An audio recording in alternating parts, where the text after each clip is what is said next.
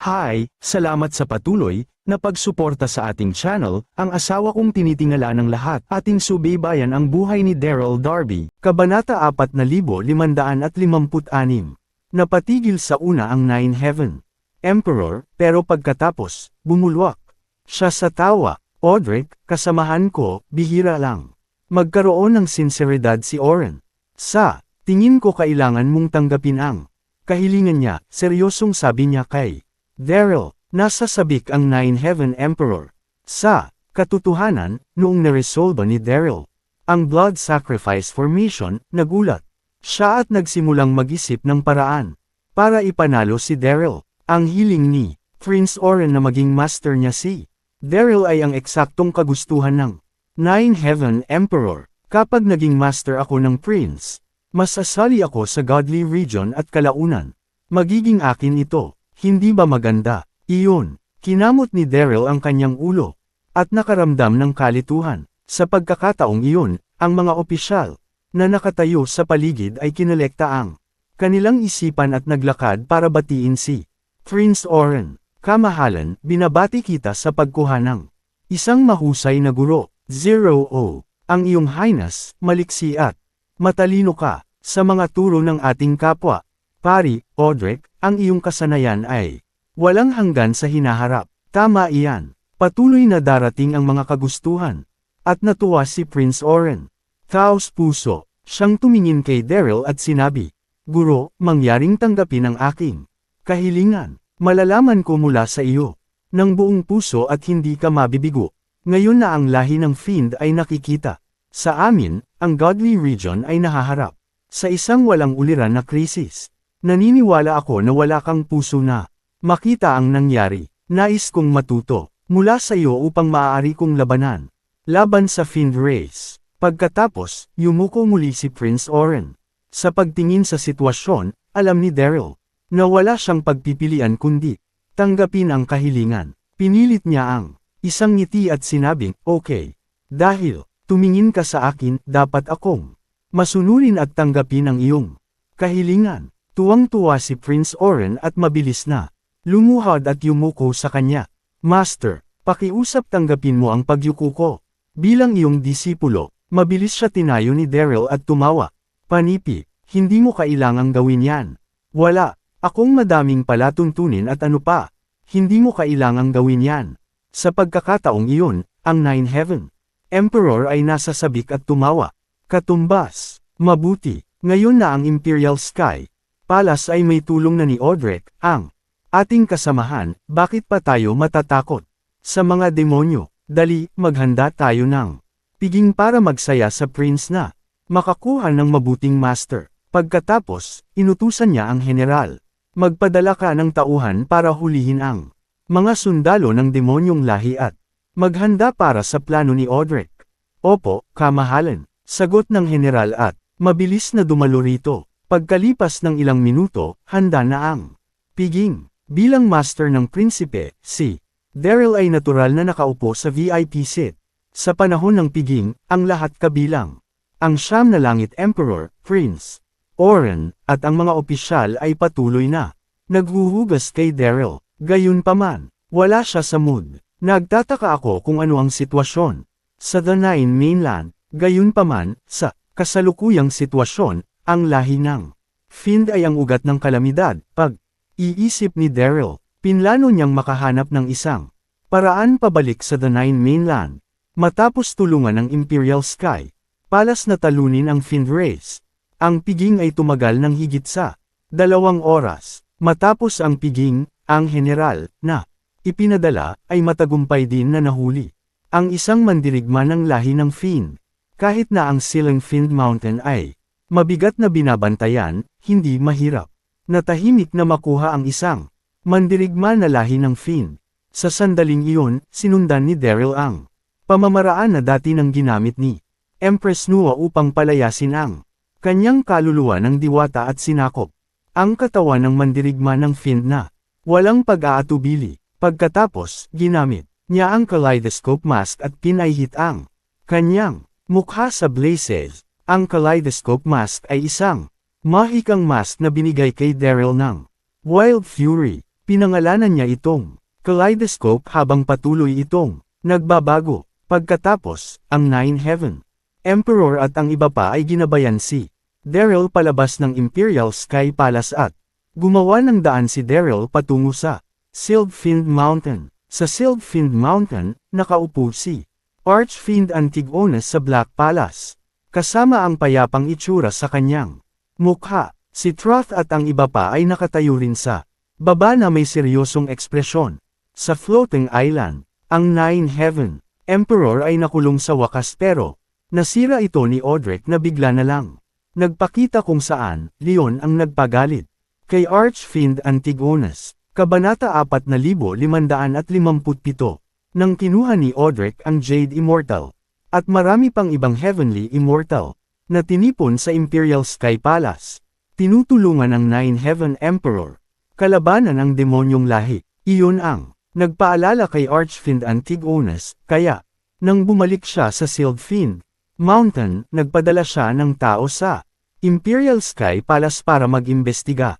Bigla, isang sundalo ng demonyong lahi ang nagmadali sa Black Palace at lumuhad habang sinasabi sa Archfiend Antigonus, kamahalan, isang grupo ng mga tao natin ang tumungo sa Imperial Sky Palace para mag-imbestiga. Nandoon ba ang mga Heavenly Immortal? Mabilis na tanong ng Archfiend Antigonus. Ang mga sundalo ng demonyong lahi ay malalim na huminga at sabi, nagkakaroon ng piging o kung ano ang Imperial Sky Palace, pero pagkatapos namin obserbahan mabuti, walang kahit na anong senyales ng Heavenly Immortal.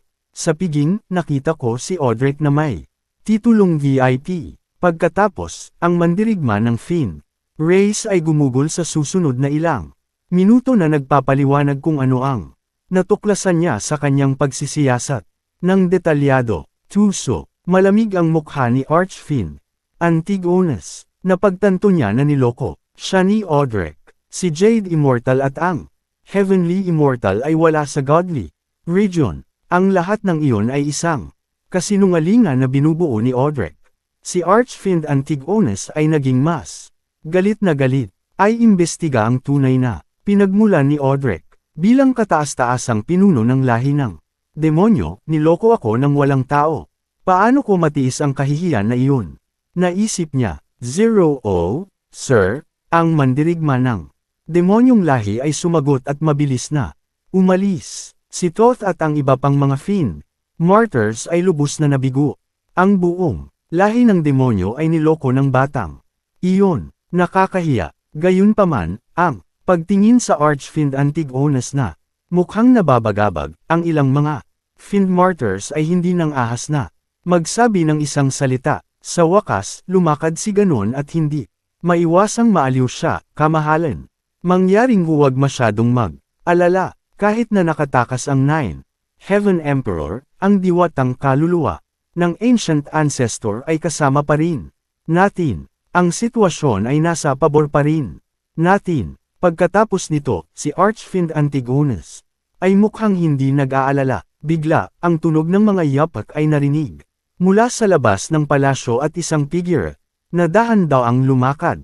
Ang tao ay mukhang malungkot, mahina, at nahihiya. Ito ay ipinagpapalagay ni Daryl kay Blaze. Nang makita ng lahat sa palasyo si Blaze, na lumitaw pagkatapos mawala sa loob ng 2 araw, lumingon sila sa kanya.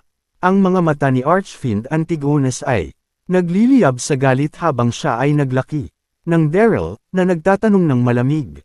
Blaze, saan ka napunta sa nakaraang 2 araw? Habang nagsasalita siya, pinigilan niya ang kanyang galit. Si Blaze ay kumikilos. Nakakaiba mula nang bumalik siya mula sa The Nine Mainland. 2 araw pa siyang nawala. Nakakainis talaga. Sinakop ni Daryl ang katawan ng mandirigma ng Fiend Race at binago ang kanyang mukha gamit ang kaleidoscope mask.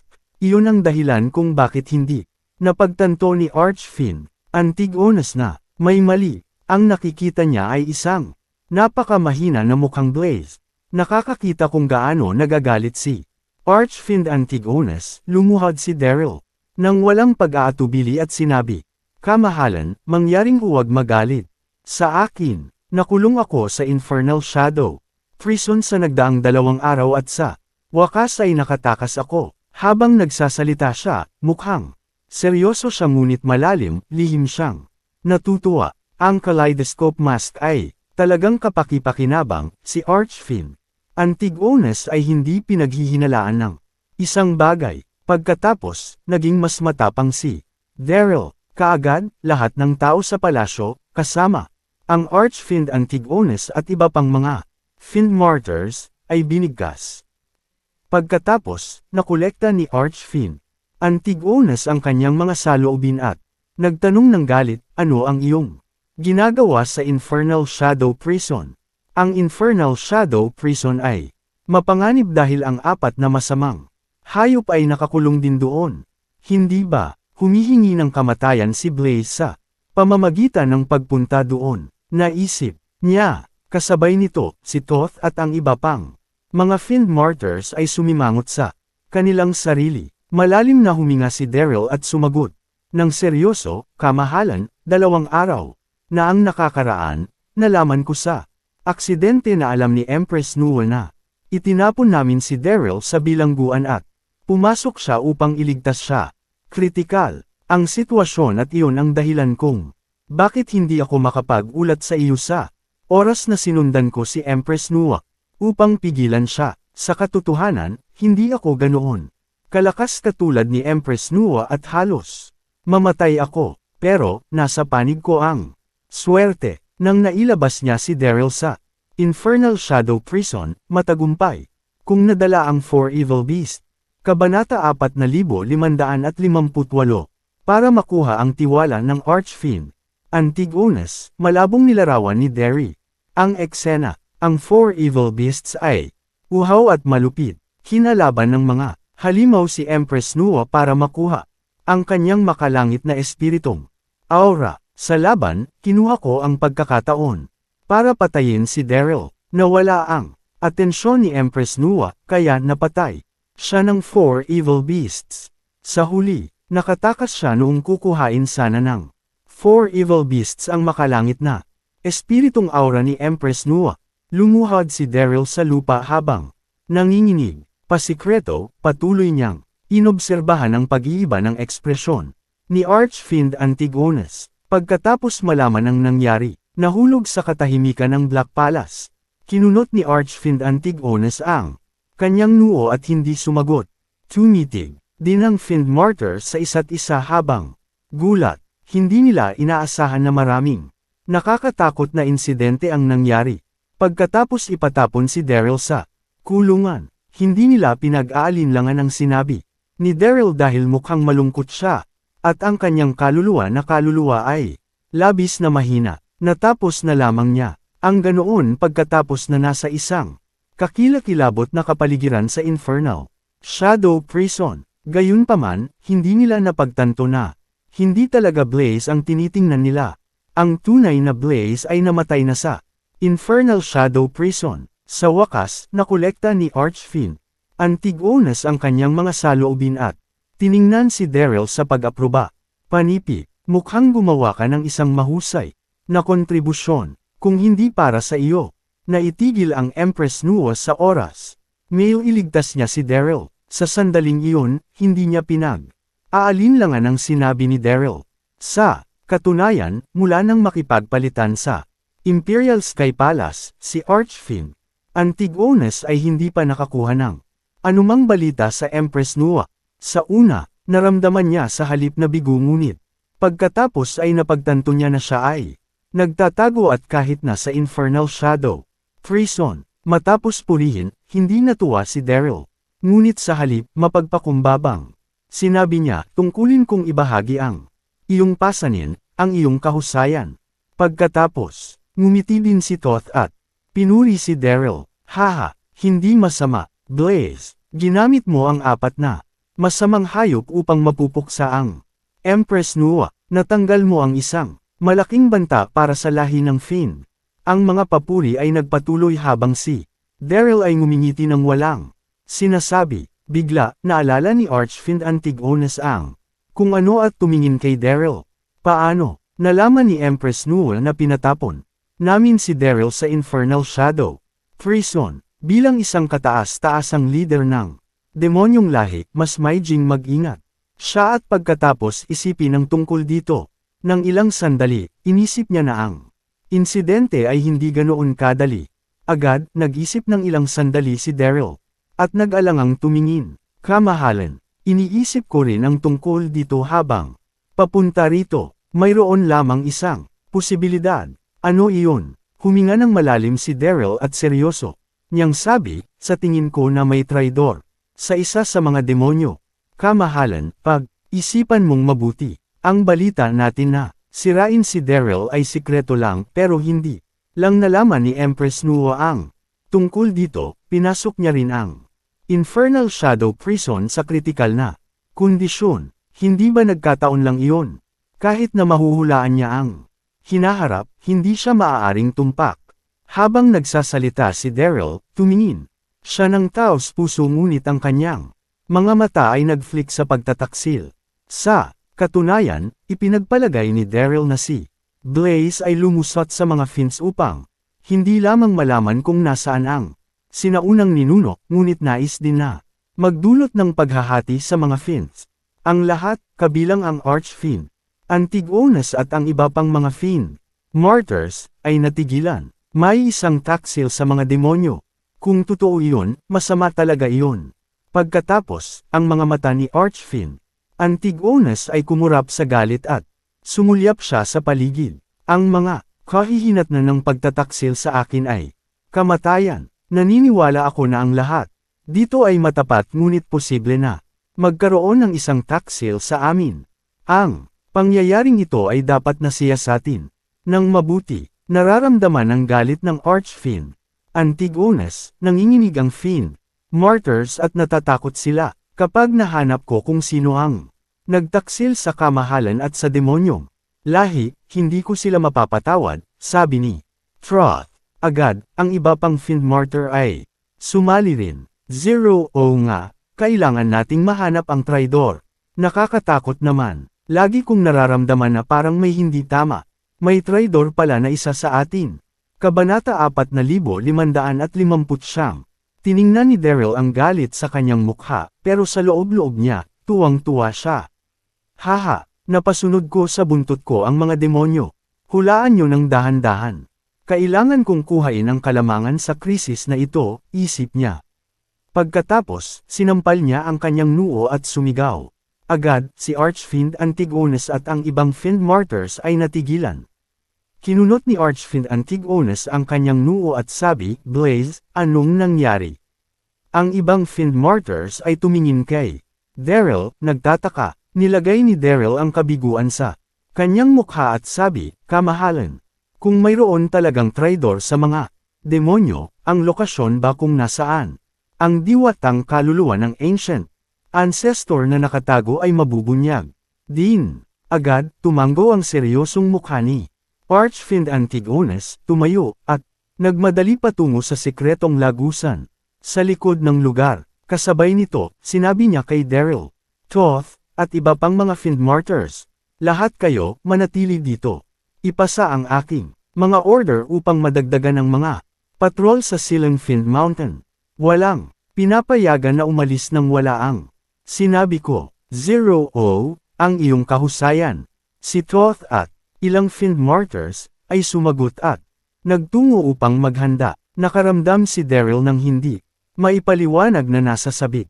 Hindi ko naisip na si Archfiend Antigonus, isang taong maingat, ay kalaunan ay maaabala.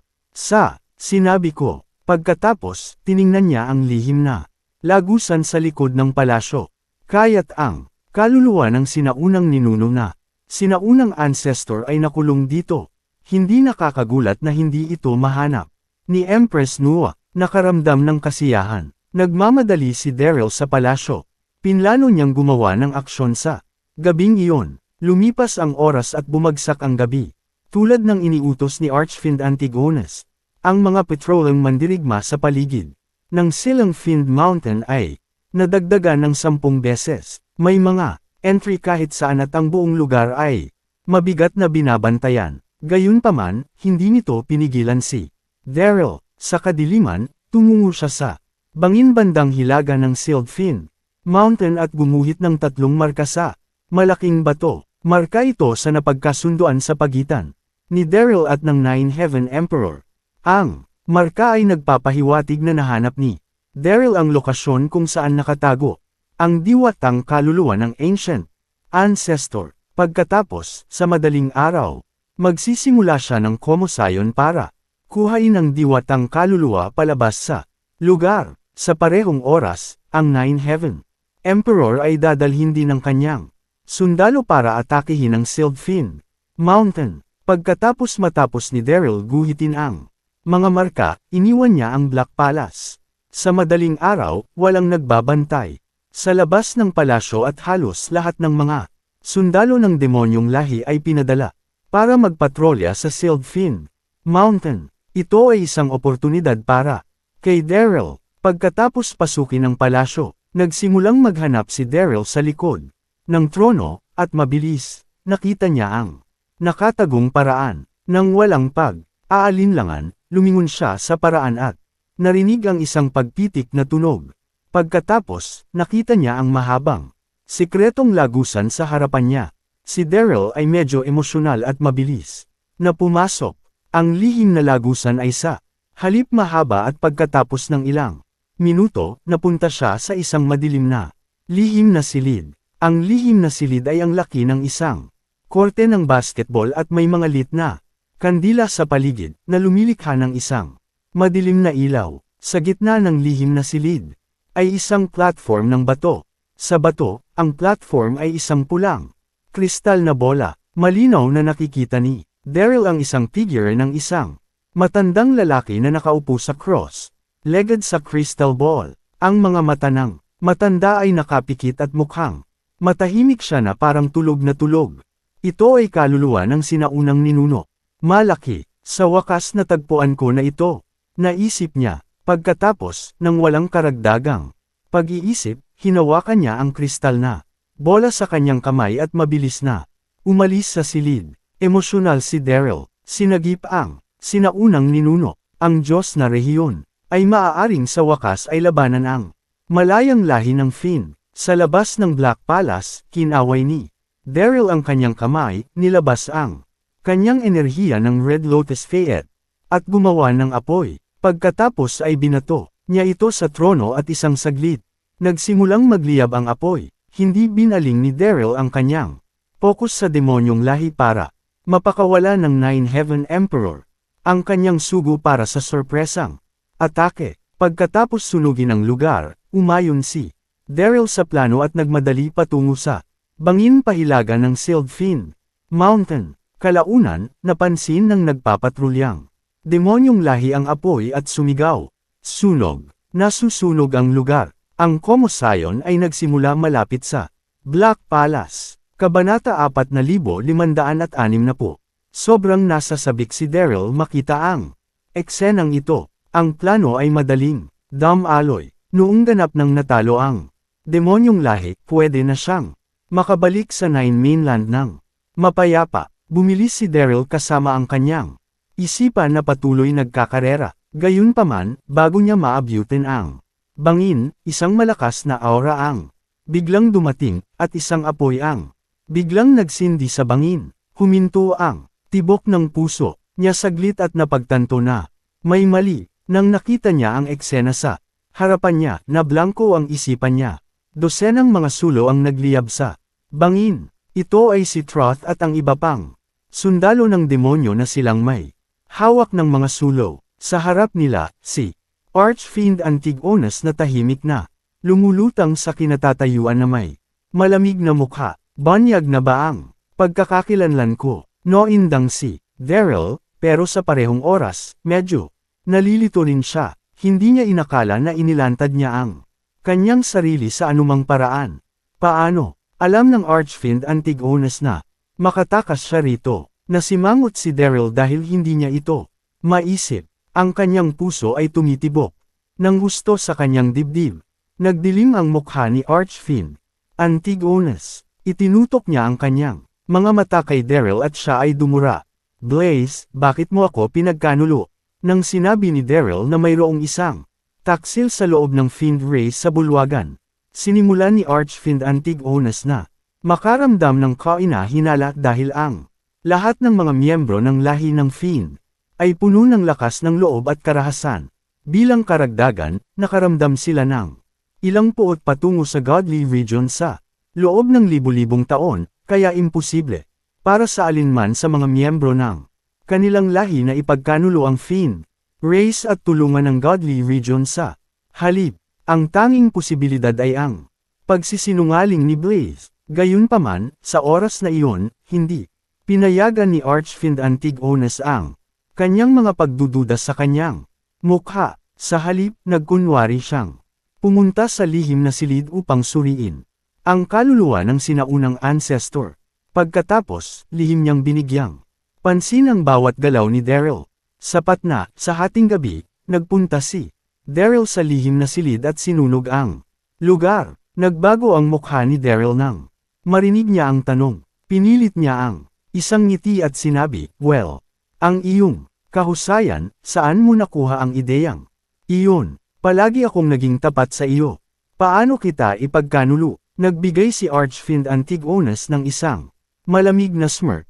"Hindi mo na kailangang magpanggap pa. Nagpunta ako sa lihim na silid upang suriin ang kaluluwa ng sinaunang ancestor sa layunin sa araw. Pagkatapos nito, lihim akong nagpadala ng isang tao upang bantayan ka, kaya alam ko ang lahat ng iyong ginawa ngayon. Sa pamamagitan ng paraan, masasabi ko sa iyo na walang sinaunang ninuno sa Fiend Crystal na nakuha mo mula sa lihim na silid. Ito ay isang ilusyon na nilikha ko gamit ang aking mga kapangyarihan." Namutla ang mukha ni Daryl.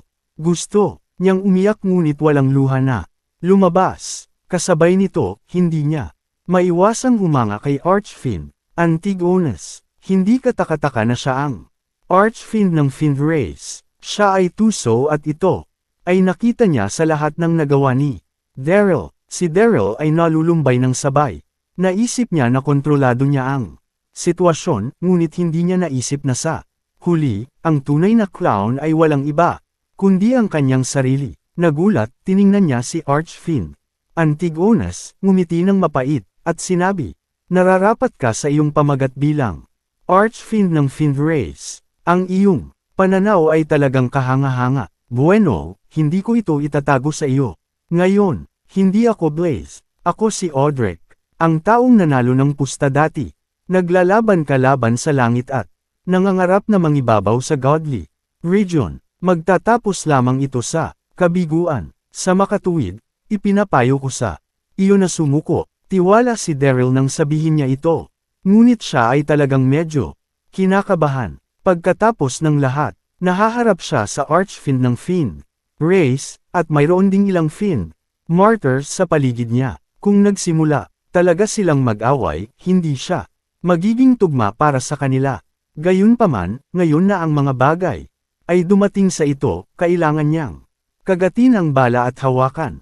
Medyo nababalisa si Daryl. Ang Senadorius na ibinigay niya sa Siyam na langit Emperor ay nakapag ang palasyo sa Devil Silang Mountain ay nasusunog. Patunayan nito na matagumpay niyang naisave ang kaluluwa ng sinaunang ancestor, at pagkatapos ay ang Diyos na rehiyon ay maglulunsad ng isang pag-atake. Gayunpaman, lumakad siya sa bitag ni Archfiend Antigonus, at nagbago ang kanyang plano. Paano niya ipapaalam sa Siyam na Langit Emperor ang pakikinig sa sagot ni Daryl?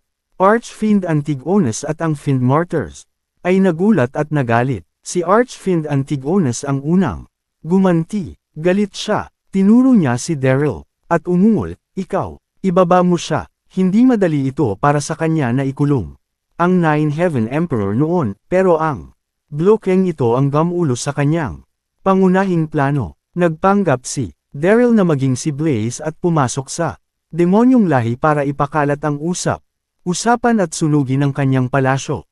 Paano niya may inda ang pag-uumpisa ng gulo? To be continued.